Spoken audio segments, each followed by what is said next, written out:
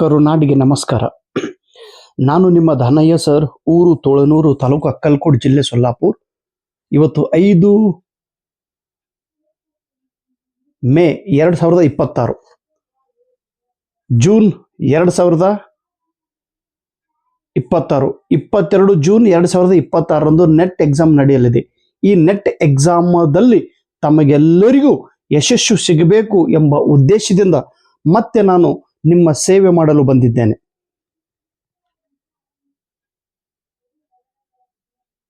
ತಾವೆಲ್ಲರೂ KSET preparation ಮಾಡ್ತಾ ಇರೋದು ನನಗೆ ಗೊತ್ತು. ಆ ಕೆಸೆಟ್ ಪ್ರಿಪರೇಷನ್ ಮಾಡುವ ಸಮಯದಲ್ಲಿನೇ ತಾವೆಲ್ಲರೂ ನೆಟ್ ಎಕ್ಸಾಮ್ ಕೂಡ ಗಮನ ಕೊಟ್ಟು ನೆಟ್ ಎಕ್ಸಾಮ್ ಅಪ್ಲಿಕೇಶನ್ ಹಾಕಿ ನೆಟ್ ಎಕ್ಸಾಮ್ ಅನ್ನ ಬರೀರಿ. ನೆಟ್ ಎಕ್ಸಾಮ್ ಕೆಸೆಟ್ಗಿಂತ ಮುಂಚೆನೆ ನೀವು ಪಾಸ್ ಆಗುತ್ತೀರಿ ಎಂಬ ಬಲವಾದ ನಂಬಿಕೆ ನನಗಿದೆ. ಇನ್ನು ನೆಟ್ ಎಕ್ಸಾಮ್ ಇಂಗ್ಲಿಷ್ ಮೀಡಿಯಂದಲ್ಲಿ ಪ್ರಶ್ನೆಗಳನ್ನು ಕೇಳುತ್ತಾರೆ. ಹೀಗಾಗಿ ಭಯದಿಂದ ಸಾಕಷ್ಟು ವಿದ್ಯಾರ್ಥಿಗಳು ಅಪ್ಲಿಕೇಶನ್ ಹಾಕುವುದಿಲ್ಲ. ತಮಗೆಲ್ಲರಿಗೂ ನಮ್ರತೆಯಿಂದ ನಾನು ವಿನಂತಿ ಮಾಡಿಕೊಳ್ಳುತ್ತೇನೆ, ತಾವೆಲ್ಲರೂ ನೆಟ್ ಎಕ್ಸಾಮ್ ಅಪ್ಲಿಕೇಶನ್ ಹಾಕ್ರಿ. ಇನ್ನು ನೆಟ್ ಎಕ್ಸಾಮ್ ಪರೀಕ್ಷೆ ಪಾಸ್ ಮಾಡಬೇಕಾದ್ರೆ ಪೇಪರ್ 1 ತುಂಬಾ ಇಂಪಾರ್ಟೆಂಟ್. ಪೇಪರ್ 1 ಅಲ್ಲಿ ಇರೋದೇ 10 ಚಾಪ್ಟರ್. ಈ 10 ಚಾಪ್ಟರ್ದಲ್ಲಿ ಒಂದು 7 ಚಾಪ್ಟರ್ದ ಬಗ್ಗೆ ತಾವೆಲ್ಲರೂ ವ್ಯವಸ್ಥಿತವಾಗಿ ಅಧ್ಯಯನ ಮಾಡಬೇಕು. 3 ಚಾಪ್ಟರ್ದ ಅಭ್ಯಾಸ ಕಡಿಮೆ ಇದ್ದರೂ ಕೂಡ ತಮಗೆ ರಿಸಲ್ಟ್ ಬರುತ್ತದೆ. ಇನ್ನು ನಾನು ನಿಮಗೋಸ್ಕರ ಪ್ರತಿಯೊಂದು ಚಾಪ್ಟರ್ದ ಮೇಲೆ ಇರುವಂತ ಒಂದು 100 ಇಂಪಾರ್ಟೆಂಟ್ ಟರ್ಮ್ಸ್ಗಳನ್ನ, ಹೊಸ ಟರ್ಮ್ಸ್ಗಳನ್ನ ತೆಗೆದುಕೊಂಡು ಬಂದಿದ್ದೇನೆ. ಇಲ್ಲಿವರೆಗೆ ಮಾಡಿರುವ ವಿಡಿಯೋಗಳನ್ನ ತಾವೆಲ್ಲರೂ ನೋಡಬೇಕು. ಅದಾದ ನಂತರ ಈ ಮುಂದಿನ ವಿಡಿಯೋಗಳನ್ನ ತಾವು ನೋಡಬೇಕು. ಈ 100 ಕನ್ಸೆಪ್ಟ್ ಮುಗಿದ ಮೇಲೆ ರಿವಿಷನ್ ಕ್ಲಾಸ್ಗಳನ್ನು ಕೂಡ ನಾನು ತೆಗೆದುಕೊಳ್ಳುತ್ತೇನೆ. ಇನ್ನು ಇಲ್ಲಿ ಇರೋದು 100 ಇಂಪಾರ್ಟೆಂಟ್ ಕನ್ಸೆಪ್ಟ್. ದಯವಿಟ್ಟು ಇದನ್ನ ನೆನಪಿನಲ್ಲಿ ಇಟ್ಟುಕೊಳ್ಳಬೇಕು. ಪೇಪರ್ 1 ಯೂನಿಟ್ 1 ಟೀಚಿಂಗ್ ಆಪ್ಟಿಟ್ಯೂಡ್, ಇದರಲ್ಲಿ ಬರುವ 100 ಇಂಪಾರ್ಟೆಂಟ್ ಟರ್ಮ್ಸ್. ಮೊದಲನೇ ಟರ್ಮ್ಸ್ ಇದೆ operation D dad. Operation D dad ಎಂದರೆ ಏನು, ಯಾವುದಕ್ಕೋಸ್ಕರ ಈ ಒಂದು ಯೋಜನೆಯನ್ನ ಸರ್ಕಾರದವರು ಪ್ರಾರಂಭ ಮಾಡಿದ್ದಾರೆ. ಡಿ ಡ್ಯಾಡ್ ಯೋಜನೆಯು, ಈ ಒಂದು ಕಾರ್ಯಾಚರಣೆಯು, ಡಿ ಡ್ಯಾಡ್ ಅನ್ನುವ ಕಾರ್ಯಾಚರಣೆಯು ಶಾಲೆಯ ಮಕ್ಕಳ ಮೊಬೈಲ್ ಅಡಿಕ್ಷನ್ ಅನ್ನ ಕಡಿಮೆ ಮಾಡುವ ಸಲುವಾಗಿ, ಡಿಜಿಟಲ್ ಅಡಿಕ್ಷನ್ ಅನ್ನ ಕಡಿಮೆ ಮಾಡುವ ಸಲುವಾಗಿ, ಡಿಜಿಟಲ್ ಚಟ ಅಂತೇಳಿ ಕರಿತೀವಿ. ಸತತವಾಗಿ ಮೊಬೈಲ್ ನೋಡೋದು, ಸತತವಾಗಿ ಸ್ಕ್ರೋಲ್ ಮಾಡೋದು, ಸತತವಾಗಿ ಸೋಷಿಯಲ್ ಮೀಡಿಯಾದಲ್ಲಿ ಇರೋದು, ಸತತವಾಗಿ ಚಾಟಿಂಗ್ ಮಾಡೋದು, ಸತತವಾಗಿ ಗೇಮ್ಸ್ಗಳನ್ನ ಆಡೋದು, ಮೊಬೈಲ್ದ ಚಟ ಕಡಿಮೆ ಮಾಡುವ ಸಲುವಾಗಿ ಈ ಕಾರ್ಯಾಚರಣೆಯನ್ನ ಪ್ರಾರಂಭ ಮಾಡಲಾಗಿದೆ. D dad aims to address the growing issue of digital addiction of school children. ಇನ್ನು ಇಲ್ಲೊಬ್ರು ಮಾನಸ ಶಾಸ್ತ್ರಜ್ಞರದಾರ, ವೆಚ್ಲರ್ ಅವರು. ವೆಚ್ಲರ್ ಅವ್ರು ಏನ್ ಹೇಳ್ತಾರೆ, ಅಡಲ್ಟ್ ಇಂಟೆಲಿಜೆನ್ಸ್, ಪ್ರೌಢ ಬುದ್ಧಿಮತ್ತೆಯು ಅಳತೆ ಮಾಡುವ ಸಲುವಾಗಿ ಈ ಒಂದು ಪರೀಕ್ಷೆ ತೆಗೆದುಕೊಳ್ಳುತ್ತಾರೆ, ನಾನ್ ವರ್ಬಲ್ ಪರ್ಫಾರ್ಮೆನ್ಸ್ ಟೆಸ್ಟ್. ದಯವಿಟ್ಟು ನೆನ್ಪಿಡ್ರಿ, ವೆಚ್ಲರ್ ಅವರ ಅಡಲ್ಟ್ ಇಂಟೆಲಿಜೆನ್ಸ್ ಟೆಸ್ಟ್ ಇದು ನಾನ್ ವರ್ಬಲ್ ಪರ್ಫಾರ್ಮೆನ್ಸ್ ಟೆಸ್ಟ್ ಆಗಿದೆ. ನಾನ್ ವರ್ಬಲ್ ಎಂದರೆ ಭಾಷೆಯನ್ನು ಬಳಕೆ ಮಾಡದೆ ಕೇವಲ ಆಟದ ಮೂಲಕ, ಚಿತ್ರದ ಮೂಲಕ ಅಥವಾ ಒಂದು ಗೇಮದ ಮೂಲಕ ವಿದ್ಯಾರ್ಥಿಗಳ ಬೌದ್ಧಿಕ ಮಟ್ಟವನ್ನು ಅಳೆಯೋದು. ಈಗ ಒಬ್ಬ ವಿದ್ಯಾರ್ಥಿ ಹತ್ರ ನಾಲೆಜ್ ಆಯ್ತೋ ಇಲ್ಲ ಅನ್ನೋ ಸಲುವಾಗಿ ನಾವೇನ್ ಮಾಡೋದ್ರ, ಅವನಿಗೆ ಒಂದು ಒಗಟು ಹೇಳೋದು. ಈಗ ನೋಡ್ರಿ, ಗುಡಿಯಿಂದ ಗುಂಡಗಲ್ಲ ಅಂದ್ರೆ ಏನು? ಗುಡಿಯಿಂದ ಗುಂಡಗಲ್ಲ ಅಂದ್ರೆ ತುರುಬ್ ಅಂತಾರ್ರಿ. ಓಡೋಡಿ ಬಂದ ಅಂಗಿ ಚೊಡ್ಡಿ ಕಳೆದ ಬಾಯಾಗ ಹಾರ್ದ, ಇದು ಒಗಟದ್ರಿ. ಓಡೋಡಿ ಬಂದ ಅಂಗಿ ಚೊಡ್ಡಿ ಕಳೆದ ಬಾವಿದೊಳಗೆ ಹಾರ್ದ. ಯಾರು? ಬಾಳೆಹಣ್ಣು. ಹ್ಮ್ ಊರು ತುಂಬ ತಿರುಗಾಡಿ ಮನಿ ಹೊರಗೆ ನಿಂದಿರ್ತದೆ ಯಾರು? ಚಪ್ಪಲ್ರಿ. ಪಾದತ್ರಾಣಿಗಳು. ಇಟ್ಟಿಟ್ಟು ಪಾರ ಟಿಮಿಟಿಂಬ ದಾರ. ಮುಂದಿದೇಳಂಗಿಲ್ರಿಪ್ಪ. ಇಟ್ಟಿಟ್ಟು ಪಾರ ಟಿಮಿಟಿಂಬ ದಾರ. ಏನ್ರಿ? ಸೂಜಿ ದಾರ. ಹೀಗೆ ಒಗಟುಗಳನ್ನ ಹೇಳೋದು ವಿದ್ಯಾರ್ಥಿಗಳ ಆನ್ಸರ್ ಮಾಡುತ್ತಿದ್ದಾರೆ ಅಡಲ್ಟ್ ಇಂಟೆಲಿಜೆನ್ಸ್ ಚಿತ್ರಗಳ ಮೂಲಕ, ಪಜಲ್ಸ್ಗಳ ಮೂಲಕ. ಇನ್ನು ಡೆವಲಪ್ಮೆಂಟಲ್ ಕೌನ್ಸಿಲಿಂಗ್ ಎಂದರೆ ಏನು? ಡೆವಲಪ್ಮೆಂಟಲ್ ವಿಕಾಸಾತ್ಮಕ ಸಮಾಲೋಚನೆ ಎಂದರೆ ಏನು? ಇದು ಪ್ರತಿಯೊಂದು ಶಾಲೆಯಲ್ಲಿ ಇತ್ತೀಚೆಗೆ ಈ ಕಾನ್ಸೆಪ್ಟ್ ಅನ್ನ ಉಪಯೋಗ ಮಾಡುತ್ತಿದ್ದಾರೆ. ಡೆವಲಪ್ಮೆಂಟಲ್ ಕೌನ್ಸಿಲಿಂಗ್ ಅಂತ ಕರೀತಾರೆ. ಈಗ ನಾನು ನಿಮಗೆ ಕೌನ್ಸಿಲಿಂಗ್ ಮಾಡಿರ್ತೀನಿ ರೀ. ನಿಮ್ಮ ಸಮಸ್ಯೆಗಳನ್ನ ನೀವು ಹೇಗೆ ಬಗೆಹರಿಸಿಕೊಳ್ಳಬೇಕು ಅನ್ನೋದನ್ನ ಮಾರ್ಗದರ್ಶನ ಮಾಡೋದು, ಮಾಹಿತಿಯನ್ನ ನೀಡೋದು, ಸಲಹೆಗಳನ್ನ ನೀಡೋದು, ಸಮಾಲೋಚನೆಯನ್ನು ಮಾಡೋದು.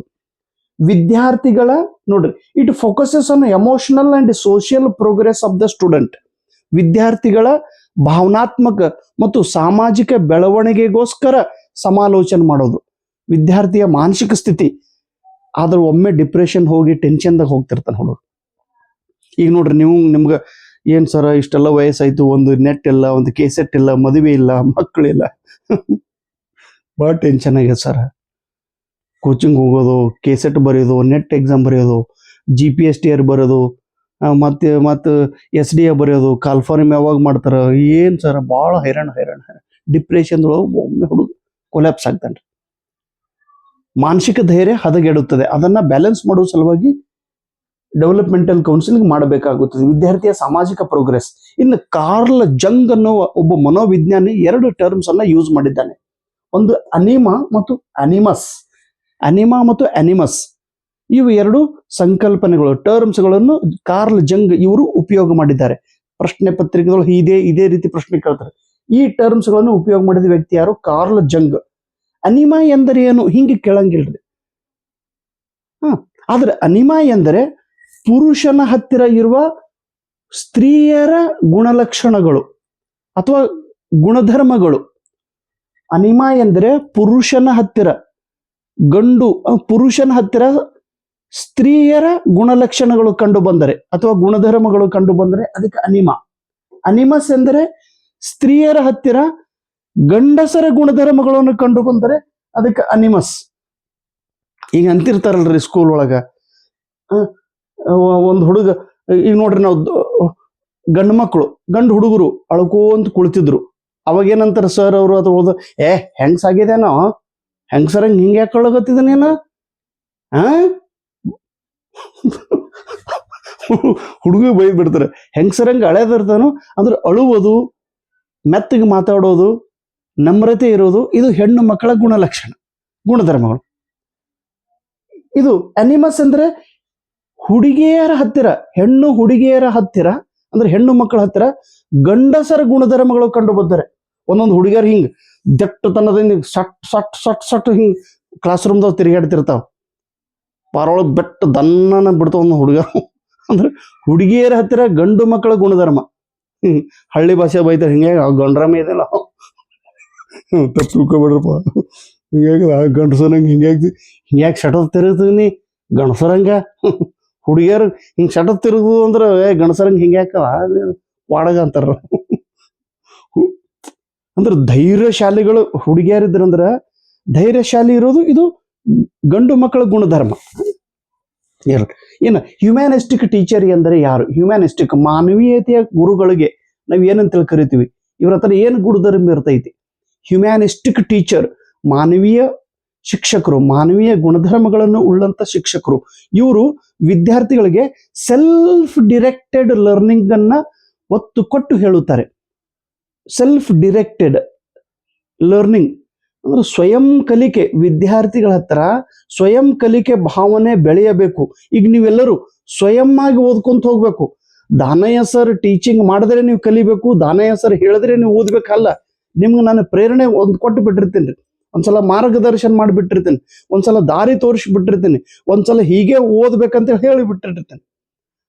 ನಿಮ್ಮ ಹತ್ರ ಓದುವ ಛಲ ಹುಟ್ಟಬೇಕು, ನಿಮ್ಮ ಹತ್ರ ಓದುವ ಹವ್ಯಾಸ ಹುಟ್ಟಬೇಕು, ನಿಮ್ಮ ಹತ್ರ ಓದುವ ಆಸೆ ಹುಟ್ಟಬೇಕು, ನಿಮ್ಮ ಹತ್ರ ಓದುವ ಒಂದು ಗುರಿ ಹುಟ್ಟಬೇಕು, ನಿಮ್ಮ ಹತ್ರ ಓದುವಂತ ಒಂದು ಭಾವನೆ ಉಂಟಾಗಬೇಕು, ಸ್ವಯಂ ಕಲಿಕೆಯ ಭಾವನೆ ಉಂಟು ಮಾಡುತ್ತಿದ್ದರೆ ಅಂತ ಶಿಕ್ಷಕನಿಗೆ ಹ್ಯುಮ್ಯಾನಿಸ್ಟಿಕ್ ಟೀಚರ್ ಎಂದು ಕರೆಯುತ್ತಾರೆ. ಇನ್ನ ಇಲ್ಲಿ 21 ಕ್ಯಾಟಗರಿಗಳು of disability are recognised under RPW act 2016. ಈ ದಿವ್ಯಾಂಗ ವಿದ್ಯಾರ್ಥಿಗಳ ಒಂದು ಯೋಜನೆ ಸರ್ಕಾರದವರು ಒಂದು ಕಾಯ್ದೆಯನ್ನು ಮಾಡಿದ್ರು 2016 ಅಲ್ಲಿ, 2016. ಎಷ್ಟು ಕ್ಯಾಟಗರಿ ದಿವ್ಯಾಂಗ ವಿದ್ಯಾರ್ಥಿಗಳಿದ್ದಾರೆ. ಒಬ್ಬೊಬ್ರು ಕಾಲು ಇರಂಗಿಲ್ಲ, ಒಬ್ರು ಕೈ ಇರಂಗಿಲ್ಲ, ಒಬ್ರು ಕಣ್ಣು ಇರಂಗಿಲ್ಲ, ಒಬ್ರು ಕಿವಿ ಕೇಳಿಸಂಗಿಲ್ಲ, ಒಬ್ರಿಗೆ ಮಾತಾಡಕ್ ಬರಂಗಿಲ್ರಿ. ಹಿಂಗೆ ಎಷ್ಟು ದಿವ್ಯಾಂಗಗಳ ಪ್ರಕಾರ ಅದಾವ್ರಿ? 21 ಕ್ಯಾಟಗರೀಸ್ ಆಫ್ ಡಿಸಬಿಲಿಟಿ ಇದಾವ. 21, ಪ್ಲೀಸ್ ನೆನ್ಪಿಡ್ರಿ. ಇನ್ನ 6% of GDP allocation toward education by NEP 2020, national education policy 2020 ಅಲ್ಲಿ ನಮ್ಮ ರಾಷ್ಟ್ರದ GDP, ಗ್ರಾಸ್ ಡೊಮೆಸ್ಟಿಕ್ ಪ್ರೊಡಕ್ಷನ್, ಎಷ್ಟು ಉತ್ಪಾದನೆ ಆಯಿತು ದೇಶದ, ಅದರ 6% ಶಿಕ್ಷಣದ ಮೇಲೆ ಖರ್ಚು ಮಾಡಬೇಕು ಅನ್ನುವ ಉದ್ದೇಶ ಇವರು ಹೇಳಿದ್ದಾರೆ, NEP ದವರು. ನೆನಪಿಡ್ರಿ ಇದು ಕೂಡ. ಆದ್ರೆ ಇಷ್ಟು ಮಾಡಂಗಿಲ್ಲ ಸರ್ಕಾರದವರು, ಮಾಡಿದ್ರೆ ಬಹಳ ಚಲೋ. ಇನ್ನು ಕಹೂತ್ ಎಂದರೇನು? ಇದು ಒಂದು ಆನ್ಲೈನ್ ಗೇಮ್ ಐತಿ. ಆದ್ರೆ ಈ ಆನ್ಲೈನ್ ಗೇಮ್ ಶಿಕ್ಷಣಕ್ಕಾಗಿ ಉಪಯೋಗ ಮಾಡುತ್ತಾರೆ, ಎಜುಕೇಶನಲ್ ಪರ್ಪಸ್ಗಾಗಿ ಈ ಆಕ್ಟಿವಿಟಿ ಯೂಸ್ ಮಾಡುತ್ತಾರೆ. ಇದೊಂದು ಆನ್ಲೈನ್ ಗೇಮ್ ಇದೆ, ನಾರ್ವೆ ದೇಶದವ್ರದ್ದು ಕಹೂತ್. ಇದನ್ನ ನಾವು ಇಂಟರಾಕ್ಟಿವ್ ಎಜುಕೇಶನಲ್ ಟೂಲ್ ಎಂದು ಕರೆಯುತ್ತೇವೆ. ಇನ್ನ ಜಸ್ಟಿಫೈ ಅಂದ್ರೆ ಇದನ್ನ ನೀವು ಜಸ್ಟಿಫೈ ಮಾಡ್ರಿ. ಈ ಕ್ವಶನ್ ಪೇಪರ್ ಕ್ವಶನ್ ಕೊಟ್ಟಿರ್ತಾರೆ, discuss discuss the following points, explain the following point, define the following point, justify the following sentence. ಇದನ್ನ ನೀವು ಒಪ್ಪುತ್ತೀರಿ, ಜಸ್ಟಿಫೈ ಮಾಡ್ರಿ. ಇದನ್ನ ನೀವು ಹೇಗೆ ಒಪ್ಪುತ್ತೀರಿ ಜಸ್ಟಿಫೈ. ಈ ಕ್ವಶನ್ ವರ್ಡ್ ಎಲ್ಲಿ ಯೂಸ್ ಮಾಡ್ತಾರ್ರಿ? ಯಾವ ಪ್ರಕಾರದ ಪ್ರಶ್ನೆಗಳನ್ನ ಕೇಳುವಾಗ? ಹಾಟ್ಸ್ ಪ್ರಶ್ನೆಗಳನ್ನು ಕೇಳುವಾಗ. ಹಾಟ್ಸ್ ಅಂದ್ರೆ higher order thinking skill, higher order thinking skill ಪ್ರಶ್ನೆಗಳನ್ನ ಕೇಳುವಾಗ ಜಸ್ಟಿಫೈ ಅನ್ನುವ ಪದವನ್ನು ಬಳಕೆ ಮಾಡುತ್ತಾರೆ. Justify doctor DGK's videos and books are useful for NET and SET exam aspirants.